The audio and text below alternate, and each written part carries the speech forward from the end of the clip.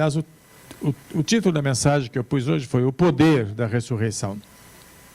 Esta música serviu de inspiração porque mostra, cantado, né, o que aconteceu nesta coisa tão importante da doutrina bíblica, que é a respeito da ressurreição.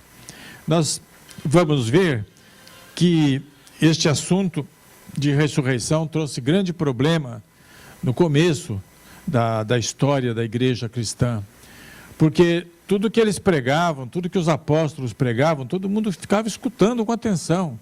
A vinda de Jesus, o que ele fez, ele curava as pessoas, ele cuidava dos pobres, ele ensinava com virtude e poder, ele resistia às coisas erradas, todo mundo gostava disso e prestava muita atenção sobre a propagação do Evangelho, os 12 apóstolos, todo mundo ouvia isso com muita atenção.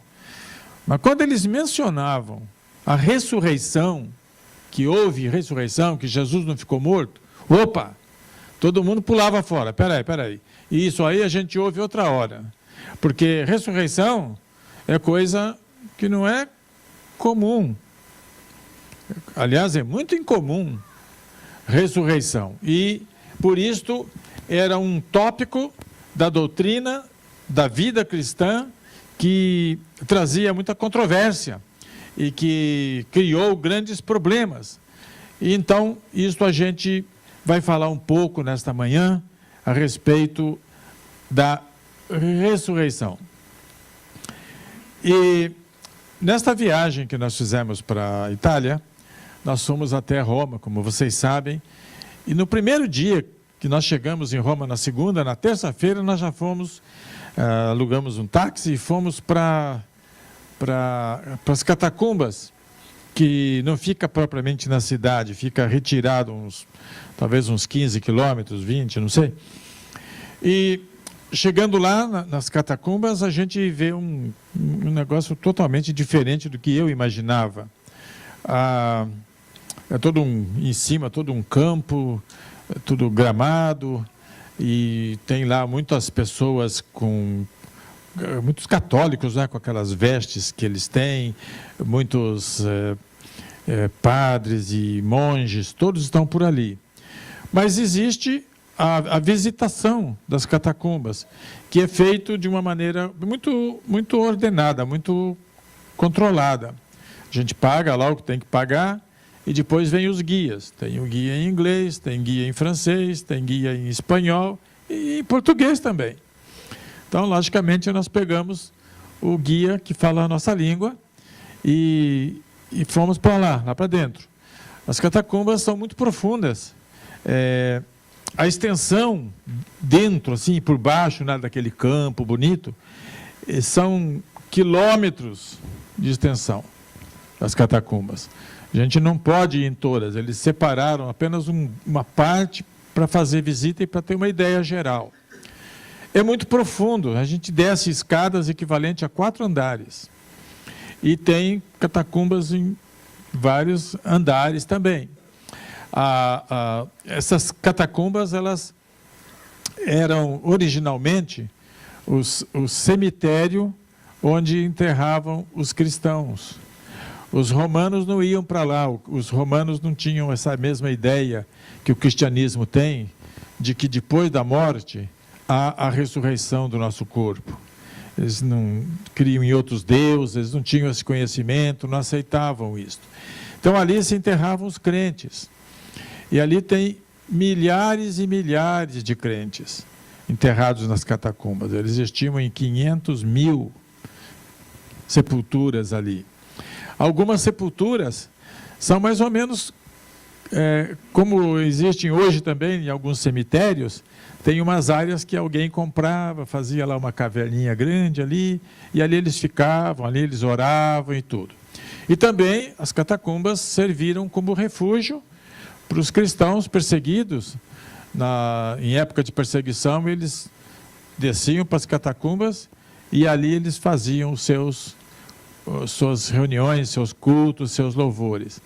E uma coisa interessante que a gente viu nas catacumbas, marcado assim nas paredes, era a marca do peixe.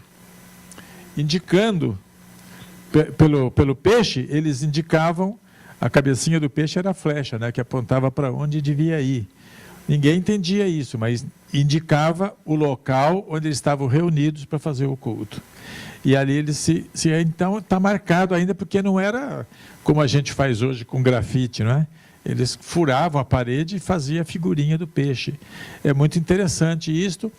E lá eles vão explicando que naquelas catacumbas estão enterrados muita gente famosa na história da igreja, como alguns papas, alguns homens reconhecidamente santos, homens que viviam a vida cristã correta, de bondade, de amor, de fé.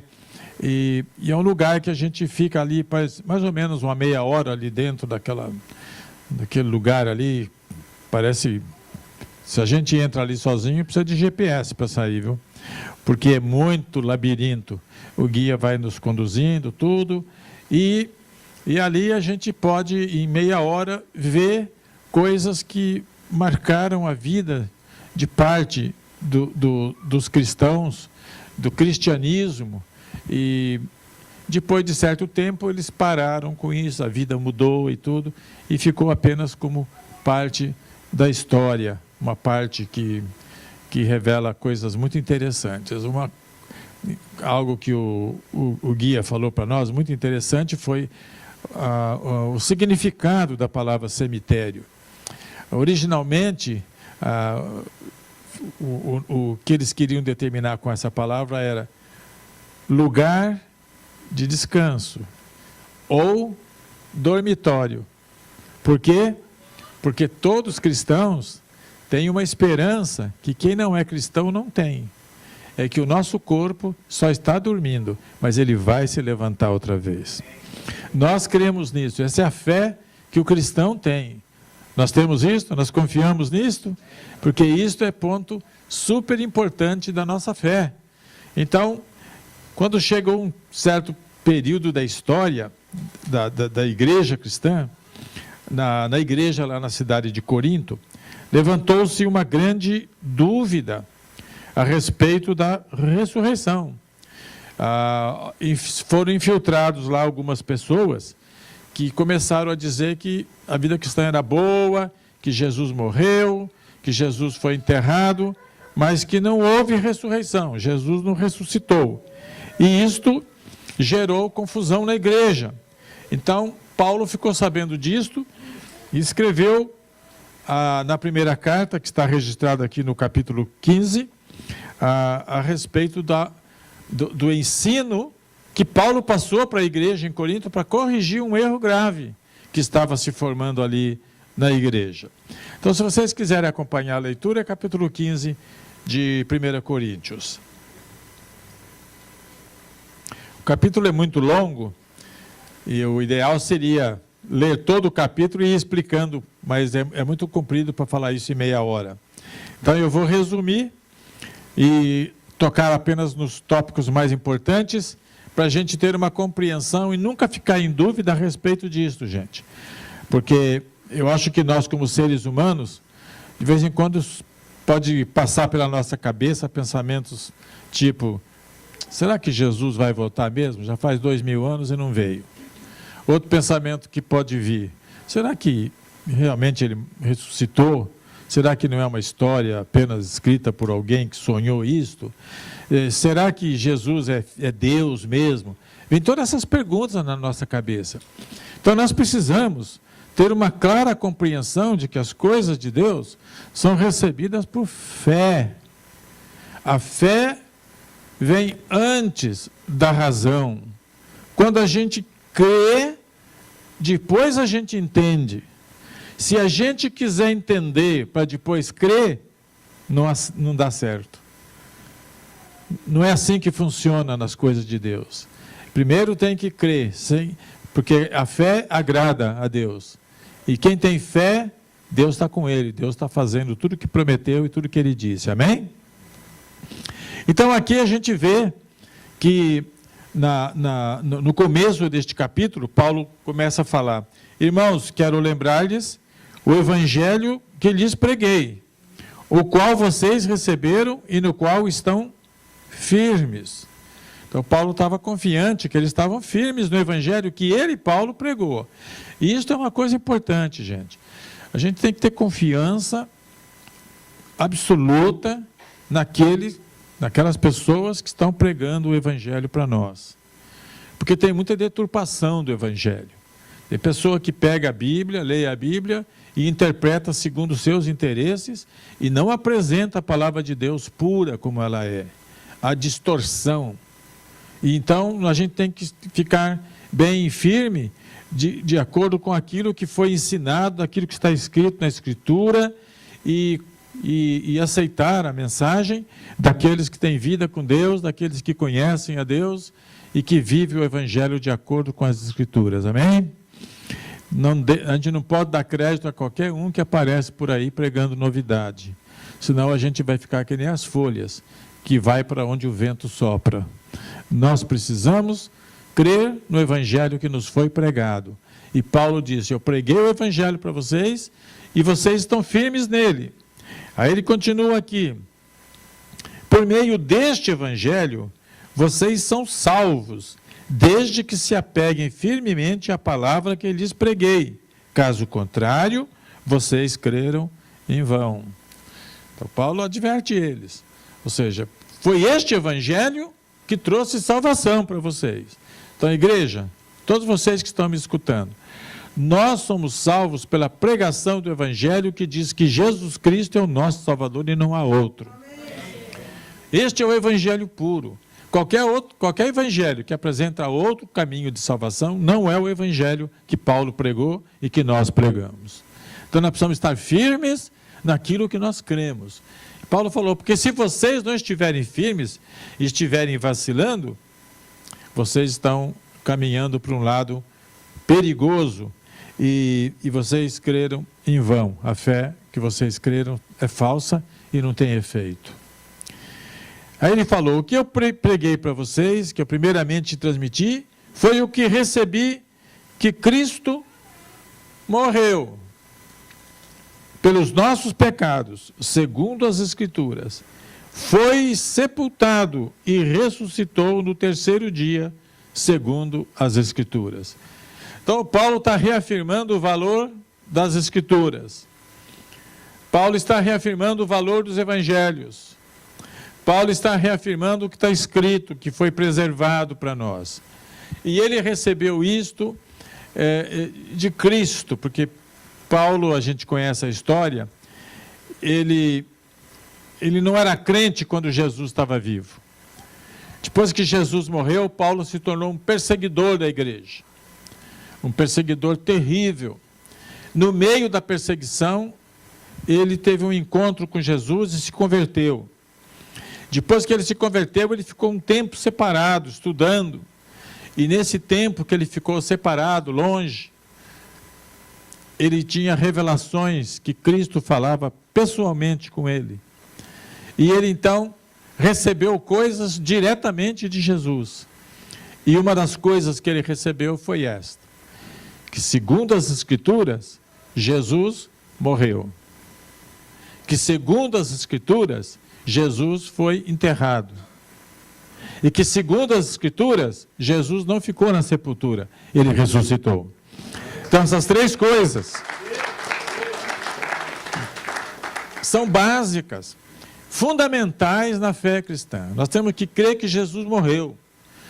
Nós temos que crer que ele foi sepultado, porque só sepultava lá no Romano depois que alguém tinha realmente morrido.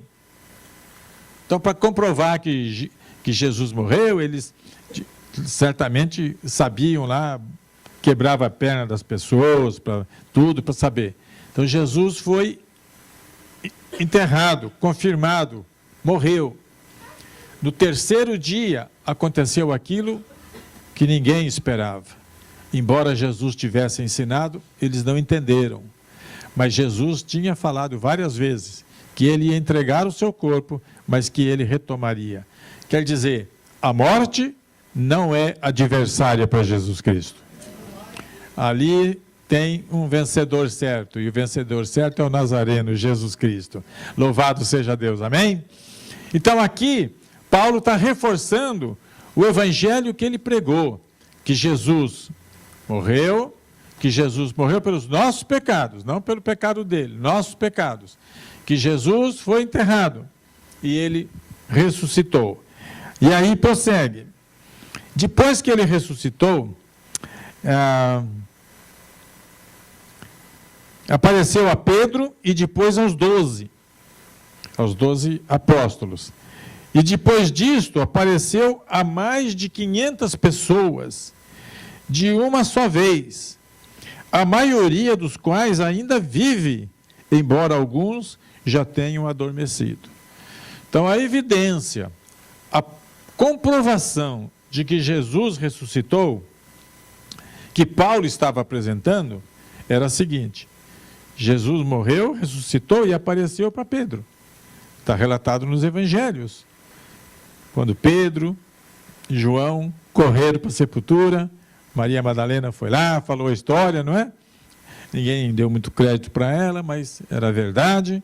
E aí eles correram, então Jesus apareceu para eles. Depois, numa reunião, que estavam os apóstolos reunidos, Jesus apareceu lá. Tomé estava junto e Jesus falou: olha, sou eu mesmo. Toca aqui, você vai ver as feridas. Olha aqui minhas mãos marcadas. Depois disto, Paulo falou, Jesus apareceu para um grupo de 500 pessoas.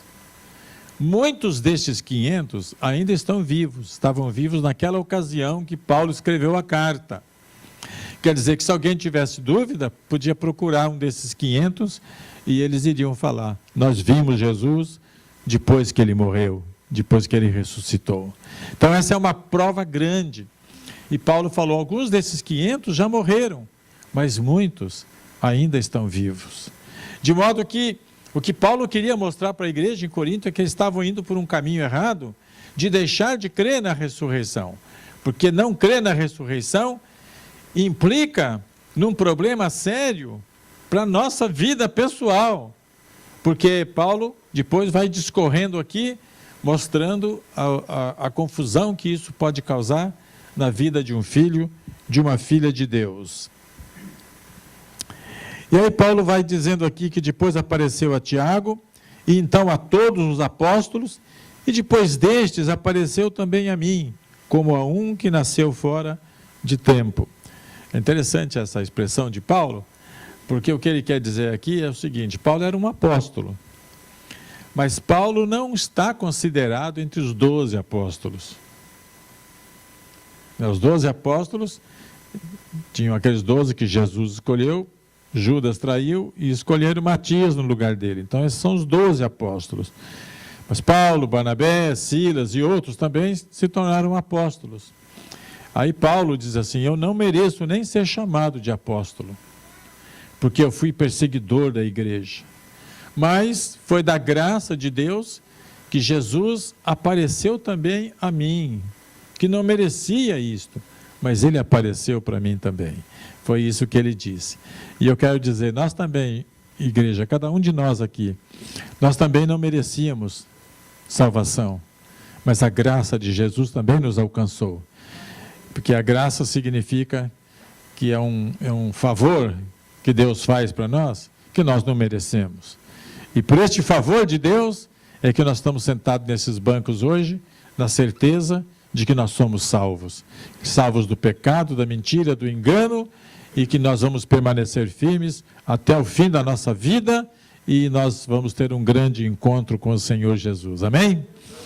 Aí Paulo vai prosseguindo aqui, e aí ele começa a falar que a pessoa que não crê que Jesus ressuscitou, se a pessoa não crê que Jesus ressuscitou, ele diz, a fé dessa pessoa não vale nada.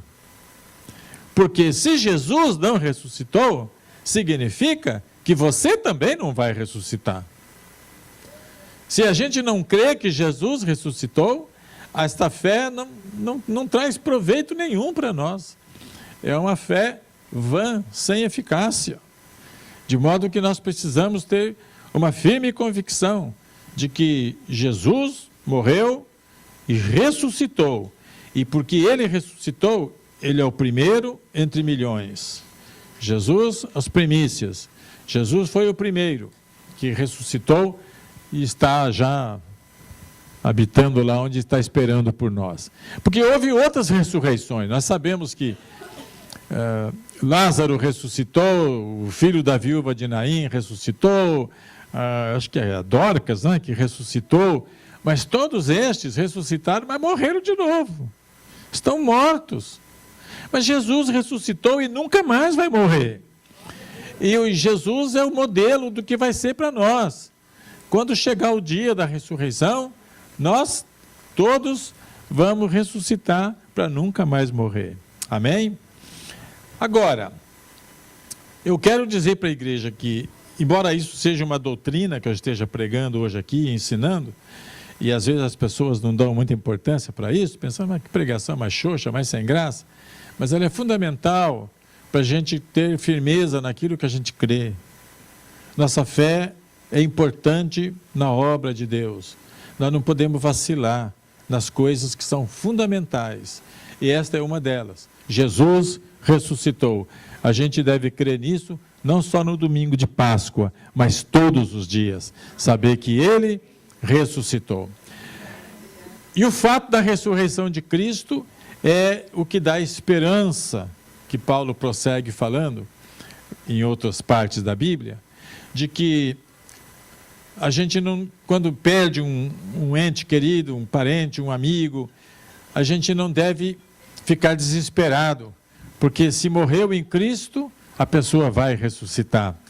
Quer dizer, essa é uma coisa que consola, que conforta o nosso coração. Certamente todos aqui, todo mundo que está aqui hoje, já perdeu gente da família, já perdeu pessoas que entristeceu o seu coração, que pela morte da pessoa, mas não fica desesperado, porque se essa pessoa é de Jesus, ela vai se levantar da sepultura e nós vamos ter um encontro.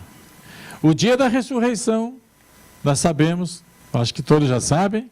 Se eu perguntar, quantos podem dizer? Quando será? Na volta de Cristo. A ressurreição já tem dia certo, dia marcado.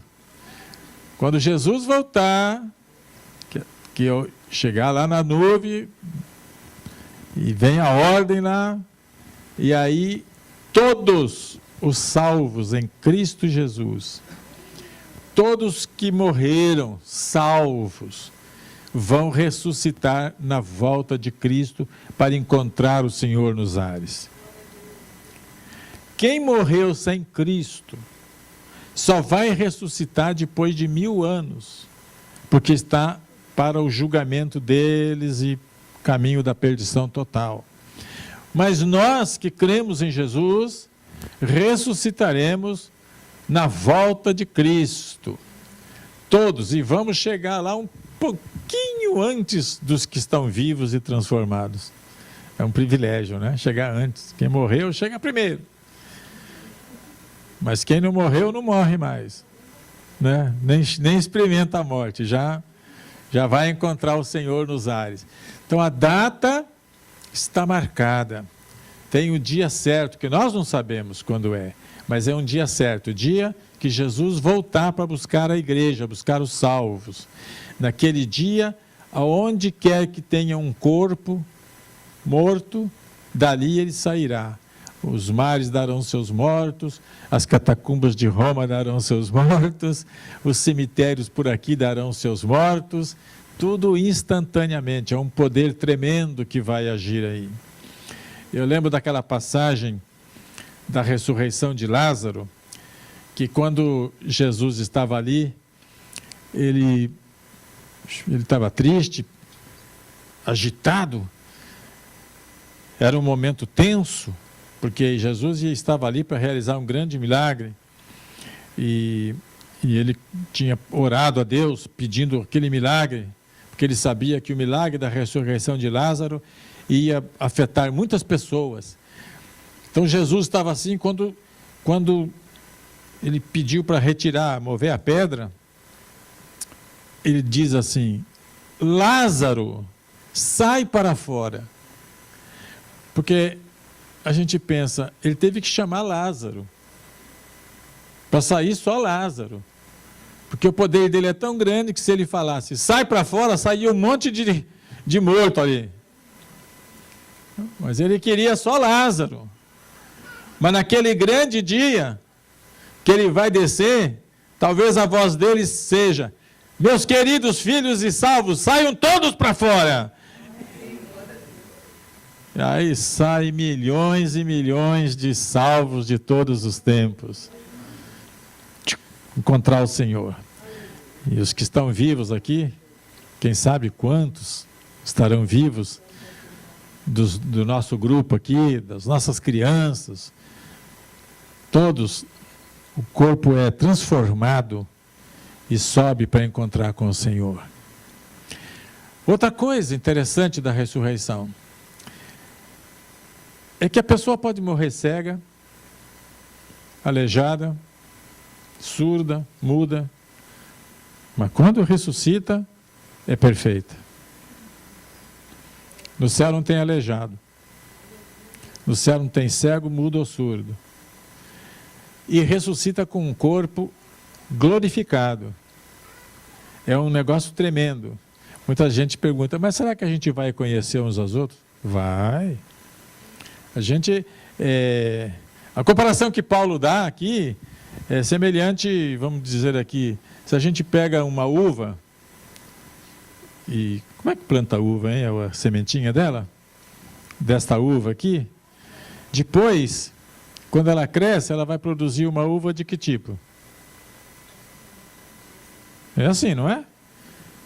É assim que Paulo compara. A pessoa morre, vai para a sepultura, e quando chega a hora da ressurreição, é como uma semente. Ela ressuscita com aquele corpo glorificado, que não morre, que não tem doença, que não tem cansaço, que não tem dor, que se movimenta com liberdade, que está aqui e em um segundo está lá no Brasil. Então é uma maravilha o que Deus vai fazer conosco no dia da ressurreição. E a gente vai chegar lá e vai reconhecer as pessoas uns aos outros. Vamos ter surpresas. Vamos encontrar gente lá que a gente fala, mas eu te considerava um perdido. E alguns que a gente considera um salvo, a gente vai procurar em tudo quanto é canto. Pode até procurar na lista telefônica do céu que não acha o nome da pessoa. Porque salvação é coisa de Deus. Ele conhece os salvos. E lá não chega ninguém por engano. Todos que chegarem lá, chegarão porque são salvos. E qualquer tipo de julgamento que tiver lá em cima para os salvos, não é para dizer você está no lugar errado. É só para saber o quanto de galardão que você vai receber. É premiação.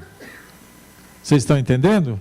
Não é para dizer, não, aqui você fez isso de errado lá na terra, você está condenado. Não. Se fez alguma coisa, se subiu, é porque foi perdoado e lavado pelo sangue do Cordeiro. É assim que nós estamos, perdoados e lavados pelo sangue de Jesus. Então, igreja, vamos ficar firmes na nossa fé. Não vamos nos deixar enganar por nada. Jesus morreu, foi sepultado, mas ressuscitou. E porque ele ressuscitou, nós podemos ter fé e crer até o fim, que nós também ressuscitaremos naquele grande e glorioso dia. E eu creio e oro por isto, que ninguém que está aqui vai ficar, todos subirão e todos nos encontraremos lá e viveremos com o Senhor para sempre. Aleluia! Louvado seja o nome de nosso Senhor e Salvador.